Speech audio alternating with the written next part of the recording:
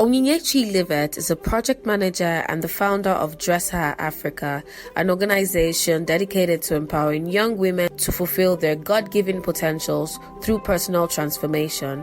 As a certified project management professional, she focuses on helping startup founders effectively manage their teams. With a passion for fostering sustainable wealth, Onyinye advocates for financial intelligence and discipline in both personal and business finance. She also loves to read, listen to music, and is a sucker for cute outfits. Ladies, welcome Onyinye Liveth Orajiako. This is what? Multiple seeds. Not seeds, fruits. Am I correct? So when you plant a single seed of mango, you don't expect to get back one mango, right? You get multiple, not just multiple at once, multiple in different occasions, different seasons. Am I correct? So I'd like to use the concept of a tree to explain multiplication when it comes to finance. And then there's the basic thing when you talk about a tree, right? Which is what? The soil. The soil on which you plant determines how well or how much fruits you will even get from the tree. Am I confusing you? Am I confusing you? Great. So the entirety of this presentation is going to be centered around the ideal soil on where to plant your seed being money, right? It may not be tangible money, but resources. Are you following? Are you following? I would have loved to have my slides on here, but let's just move on. Great. So the first, I'm just going to list out the three. I have three major ones I'm going to hit on, right? So the first is what I call a cash cow. Can we say a cash cow? A cash cow. The second soil is what I call investments. And then the third is what I would term human beings, people. So we have three fertile soils on which you can plant your money or your resources. The first being a cash cow, the second being investments, the third being people. Right? Let's move. So if you look at my slides, I have a cute little cow image on my slides. Oh, it's paining me. I have a cute little, I don't think they'll be able to see because of the lights. Right, so I have a cute little cow image and it says meet cash cow. So cash cow is a cow, right? And why did I use a cow? Because it has what is called udders. Do you know what udders is? So when you are trying to milk a cow, right, those breast-ish things, I refuse to say breasts, those breastish things where you press on and the milk comes out from, right? That's what is called the udders. So what is a cash cow? A cash cow is an idea on which you can leverage on to create multiple streams of income. Can we say that together? A cash cow is an idea on which you can leverage on to create what? Multiple streams of income. A cash cow is an idea on which you can leverage on to create multiple streams of income. Now let's break it down. For instance, okay, who is doing business here? Is anybody a business person? Yeah, you're a business person. Okay, what business do you do? Female handbags. Oh, amazing. And what? Male t-shirts. That combination is powerful. And trousers. Oh, amazing. So please, you have a plug. What's your name? Mary Dahlia. Your plug for handbags and t-shirts and trousers, correct? Who else does business here? Can I see your hands? What do you do? You're a baker. What's your name? Gloria. Nora. Amazing. Pastries, cakes, meat pie, and the rest of that. Food as well. Amazing. You have a plug. That's one of the purpose of this event as well. We are not just here to come and sit down. Anyway, we'll have a networking session, right, Miss Grace? Oh, amazing. See my Cash cow. So, yeah. So, who else does business here? What's your name? Machi. What do you do? What's your business? You're a caterer. So if I have an event, I can call you, you cook, everything, everything. Amazing. Who else? What do you do? What's your name first? I can't hear you, sorry. Odinaka. What's your business like? Makeup. Powerful. Who else? What's your name? Everybody here does business. I feel left out. Eh? What's your name, sorry? Vivian. What do you do? Accessories. Hair accessories. Okay, like scrunchies, extensions. Okay, human hair and the rest of all that. Powerful. We have big people here. You people have money in this place. So, yeah, a cash cow. Right, so this is my cute little cash cow. He digests your ideas and spills out money from different orders. And like I said, orders is, did I just say orders is? Orders are those breast-ish things that you pull on to get the milk from the cow, right? So, let's use, what's your name again, sorry? What's your name, the baker? Nora, let's use Nora. Nora is a baker, right? She offers a service which is baking, or she has a skill which is baking. So, next slide, please. Right. So, I would like to term an order, which is that breastish thing. I like to term it an adjacent industry. Now, with this diagram in mind, keep in mind the initial definition. Am I correct? So, I would like to term those breastish things adjacent industry. So let's practicalize it. Nora is a baker. No, go back to the next slide. Yeah. So Nora is a baker. How can she take advantage of her cash cow, which is what? Baking, right? So she creates content, she creates a product, and she creates a service from that single idea, which is baking. Who do we, like with what I just said in mind, can anybody just brainstorm for 2 seconds and give me an idea of somebody that comes to mind that does this exact same thing? Thank you. The Diary of a Kitchen Lover, yeah? T Spice's Kitchen, yeah? Any other idea? Zero to Blue. Who else? Vicky James, powerful Vicky James. I love Vicky James. Who else? Hilda Bassi, right? So you see that this idea is not far-fetched, right? There are people already practicing it and they are building wealth from this ideology. So Nora, who is a baker, what can you do to create content or to create income from content, right? Through baking.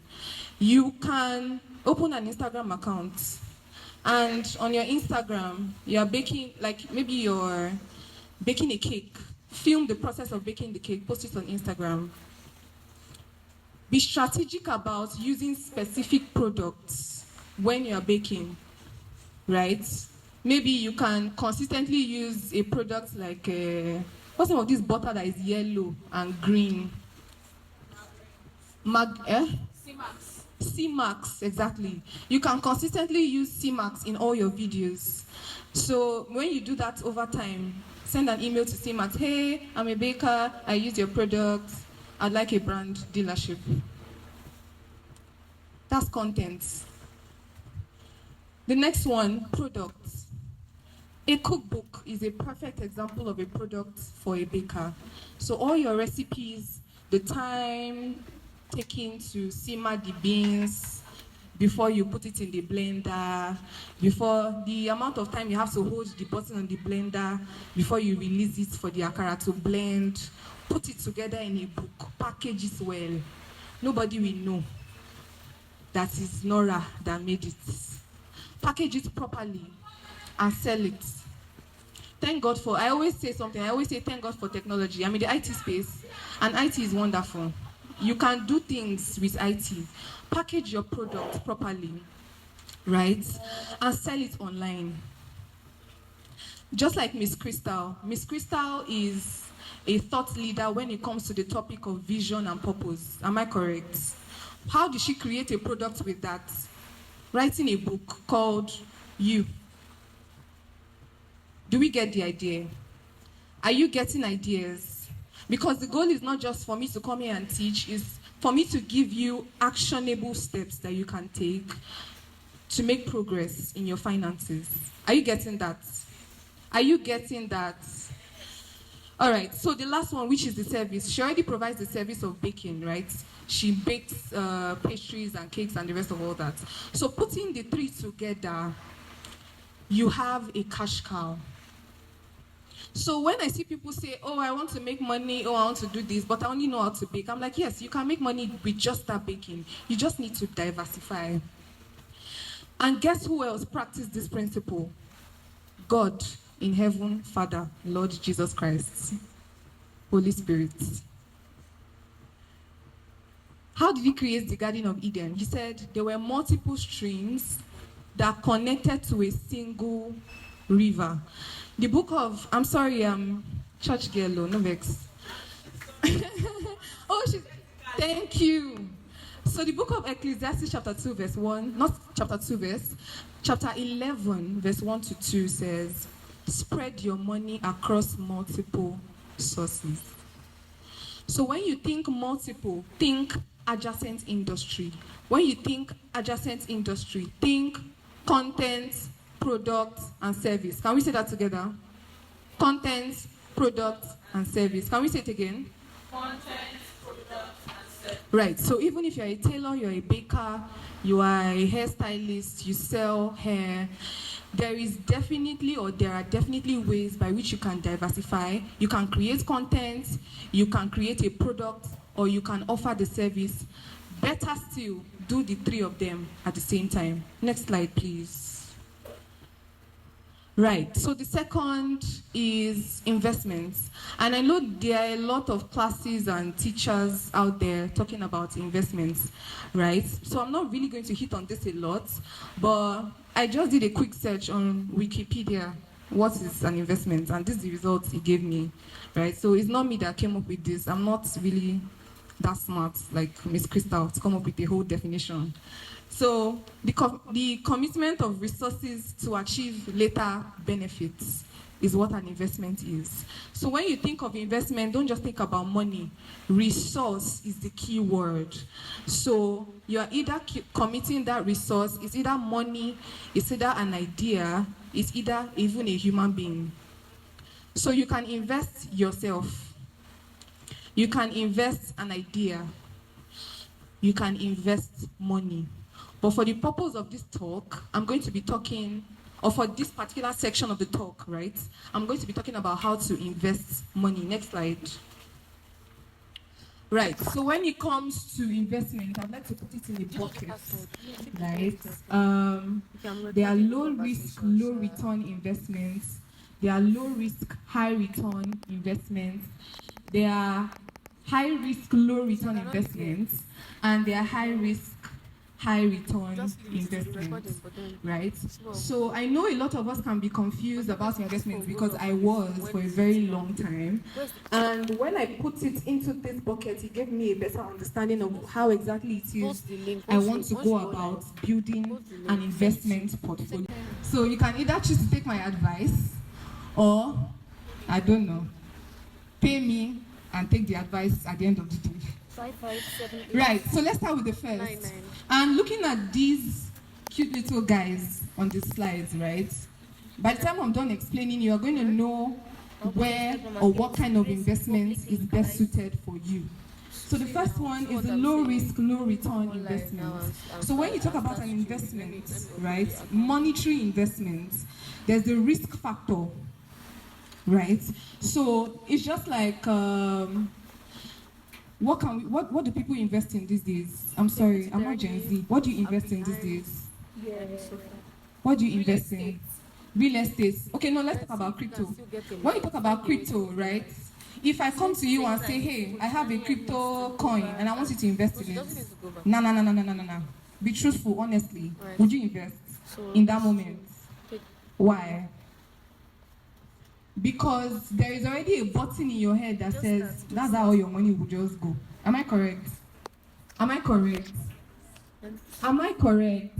Please don't be distracted. Low risk, low return investment is an investment that really doesn't have as much risk and also gives you very low return.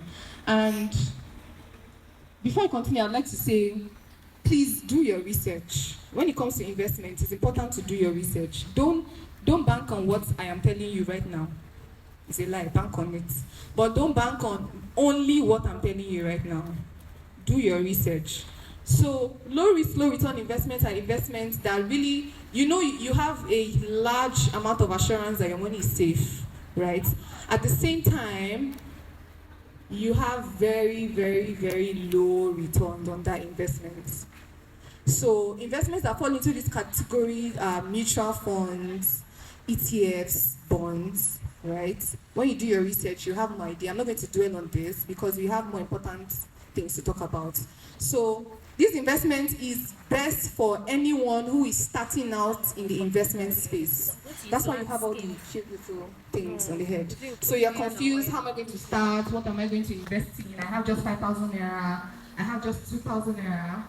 It is best that you start with a low risk, low return investment or a low risk, high return investment, right? Because there you have assurance that your money is safe. Okay? Great. So just like a bodybuilder, when it comes to investments, it's like you're a bodybuilder. So when you start going to the gym, it's like what's it called? A high chance or a high return on that investment. Next slide, please. Great. So this is, to me, the most important point. And Stanford School of Business, right? They teach that your network is like a net that catches opportunities for you. So if you have a cash cow, if you have an investment portfolio, but you are bankrupt when it comes to human capital. The second, build visibility. The third, recognize opportunity. The fourth, offer value. So build you. You are your first investment. You are your first investment. Then when you invest in yourself, you also invest in getting visible. Don't fall into the trap of ladies that think being shy is cute. It is not cute. We're no longer in the day and age where it is fine to just sit at the back and be all quiet and calm and collected. I'm not saying be rowdy, but let people see you. Put yourself out there. The fact that you came for this conference is already a tell to the fact that you understand what it means to build visibility. So don't leave this conference without collecting somebody's number.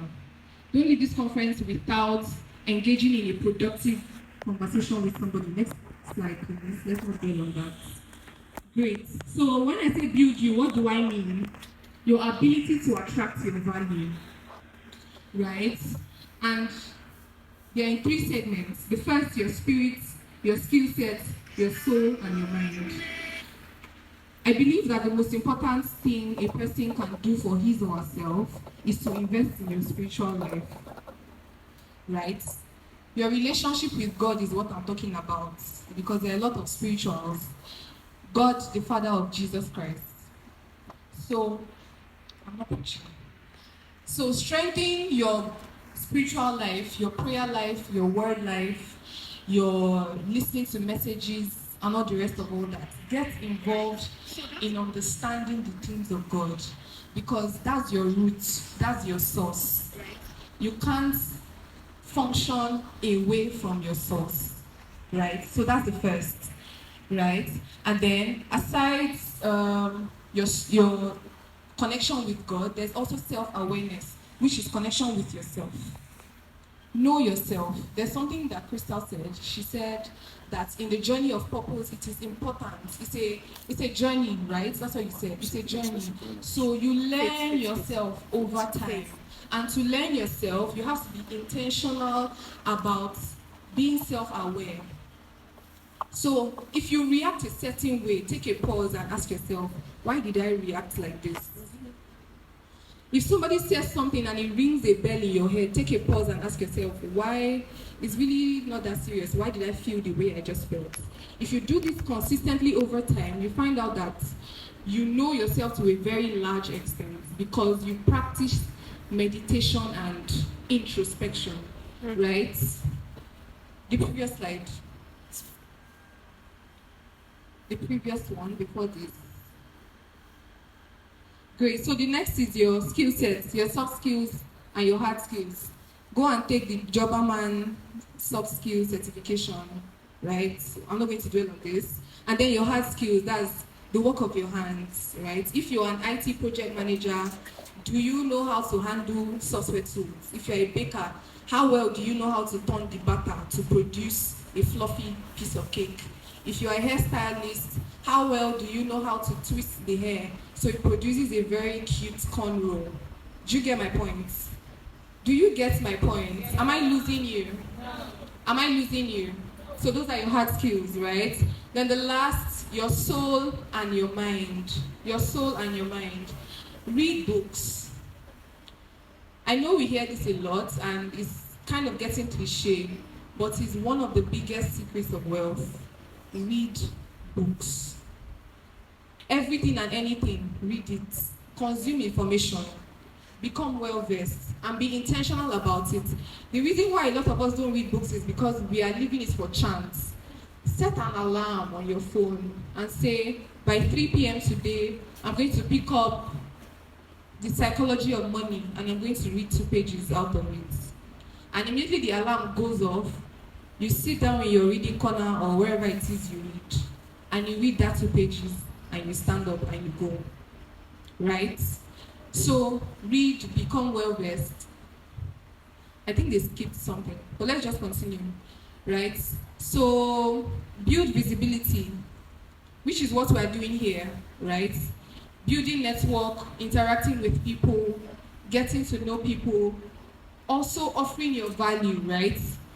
Social media as well. Don't shy away from social media. Don't be like me.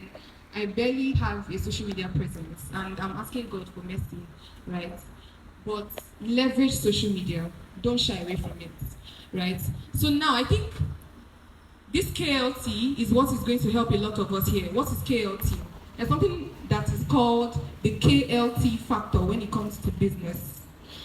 And K stands for no, L stands for like, T stands for trust. So when you are doing business, people need to know you, people need to like you, and people need to trust you. If you have these 3 things, then you are good to go when it comes to building network and forming relationships, business relationships, right? So what is the no? Your presence. Like I said earlier, don't pull back. Let your presence be known. Expose yourself on social media, come for conferences and all the rest of that. Then like. I used to have a thought or an idea that people don't need to like me to do business with me, but I learned recently that that's not the case. People actually need to like you to do business with you. And when I say like you, I don't mean best friend. No, that's not it. They don't necessarily need to be in your inner circle. They just need to be able to tolerate you. Do you get me? Do you get me? When they see you, they should have a positive view of you. That's what I mean when I say like, not best friend, right? And how do you achieve this? Your charisma, your confidence. Now let me ask you a question. Do you like me? You guys are looking at me. If you like, don't lie. First impressions, do you like me? It's okay to say no, I'll take it. I'll be sad, but I'll take it. But do you like me? It's okay to say no now. It's by force, right? So charisma, confidence, conversational skills. You need to learn how to hold a conversation. For some people, it doesn't come naturally, and it's fine.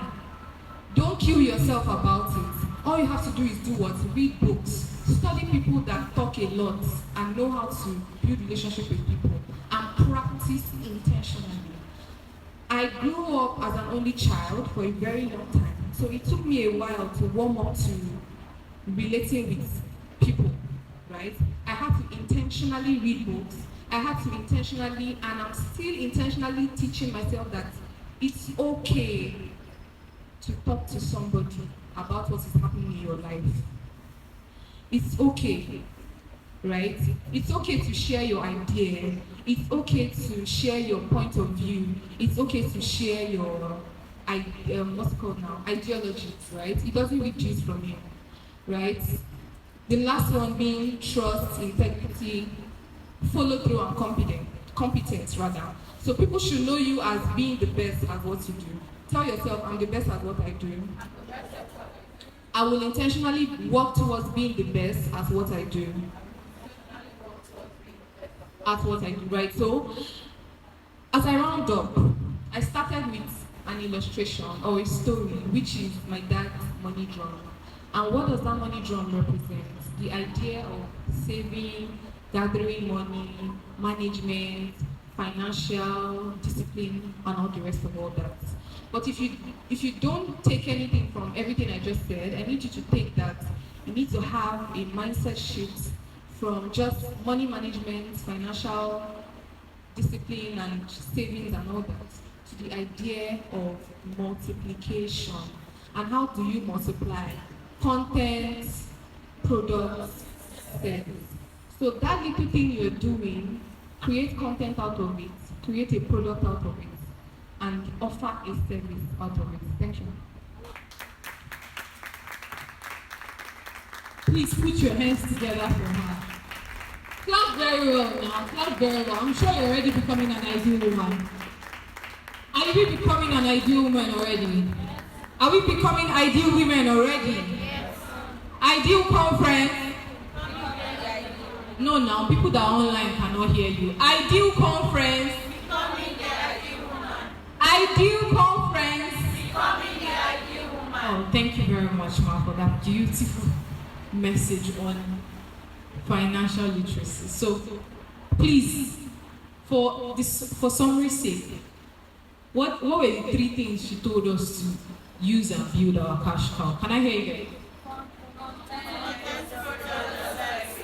Again? Content, product, and service. Again? Content, product, and service. Okay, thank you very much for participating in that.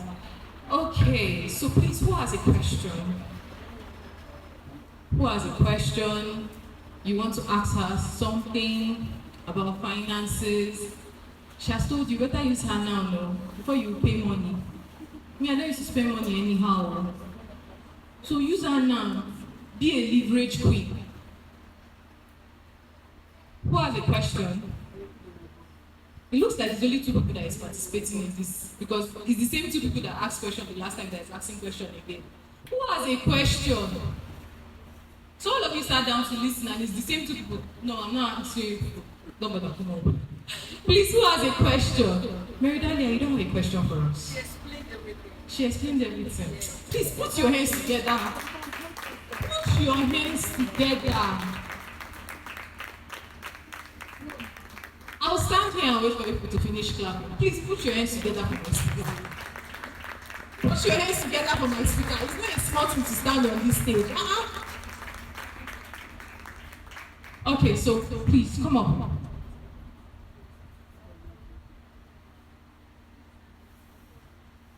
Okay, so please, what's your question? My question is on investing, because I love investing, but I love business, though I don't have any.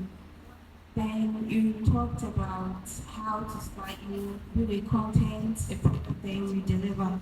But looking at, let's say, the society, just like our Miss here, she sells bags and clothes, and if you check around, there are so many people selling bags. Like, you're being like, if you start. Please, what's your question? Your question. My question is, if someone's, for me now, I wanted to start something and there were so many discouragements. I started, it was very small stuff, selling like biscuits and stuff. So there were so many discouragements. In this kind of issue, what do you do?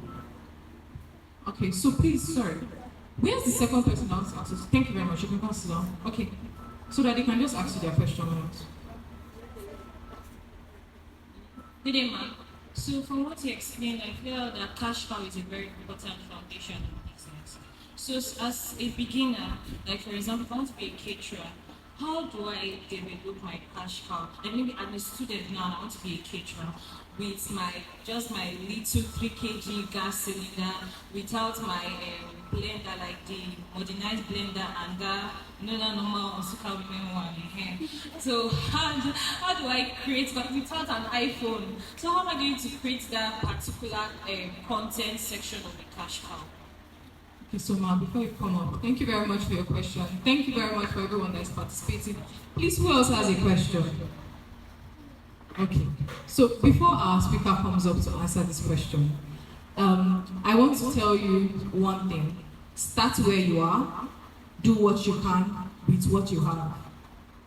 How many people heard what I said? So can we repeat it? Start where you are. I can't hear you. We're going to stay here. Start where you are. Do what you can with what you have. And if you don't have, borrow other people's own, but let's leave that. Alright, those are amazing questions. But then I would like some clarity with the first question. When you say discouragement, what exactly it is that what is discouragement? Is it that the process of starting the business is hard, or you don't have the resources? Where is the lady? I'd like to have more clarity. Okay, yeah. So when you say discouragement, what exactly is the discouragement?